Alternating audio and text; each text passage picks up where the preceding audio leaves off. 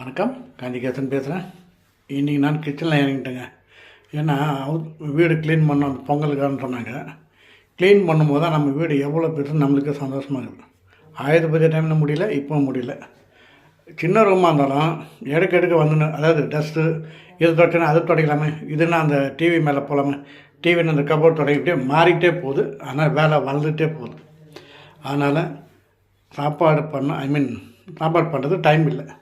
அதனால் நான் இறங்கிட்டேன். நீ அந்த வேலையை பார்த்துக்குமா, நான் இதை பார்த்துக்கிட்டு டொமேட்டோ ரைஸுங்க சூப்பராக தான் எல்லாம் போட்டது. அவ்வளோதான். இதை வச்சுட்டு ஒரு அப்பளம் ஆட்டலாம், இல்லாட்டி எலுமிச்சம் ஊருக்காக இருக்குது, அப்படியே வச்சு இன்றைக்கி போட்டுக்கலாம். ஓகேங்களா? ஏன்னா இந்த ஆயுத பூஜை டைமில் இதை மாதிரி பொங்கல் டைமில் தான் நம்ம இந்த ஒற்றை அடி போனால் நம்ம கண்ணுக்கு தெரியாது, இங்கே அடிச்சிடுவோம் நல்லா இருக்கும். அப்புறம் பார்த்தா இதுக்கு மேலே அங்கே இருக்கும், அப்படியே லைனாக போகும். எவ்வளோ நீங்கள் நீட்டாக வச்சாலும் ட்ரெஸ்ஸு வரதான் செய்யும். அதனால் அதை பற்றி ஒன்றும் சொல்ல முடியாது.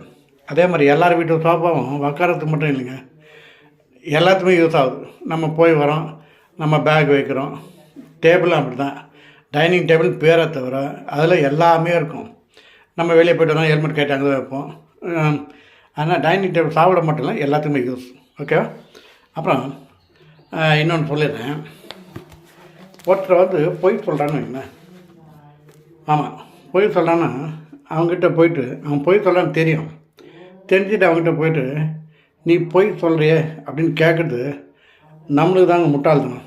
அவன் பொய் சொல்கிறான்னு தெரிஞ்சும் நம்ம கேட்டால் அது நம்மளுக்கு தான் முட்டாள்தனம். ஏன்னா அப்படி கேட்டால் அவன் மறுபடியும் பொய் தான் சொல்லுவான்.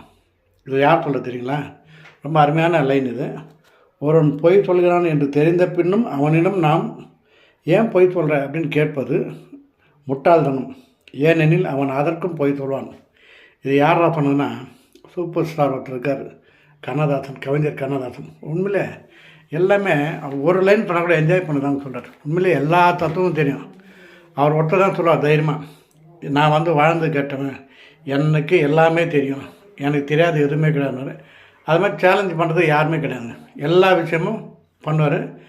அவர் இந்த புக்கெல்லாம் கூட எழுதியிருக்கார். கண்ணதாசன் புக்கெல்லாம் நல்லாயிருக்கும்.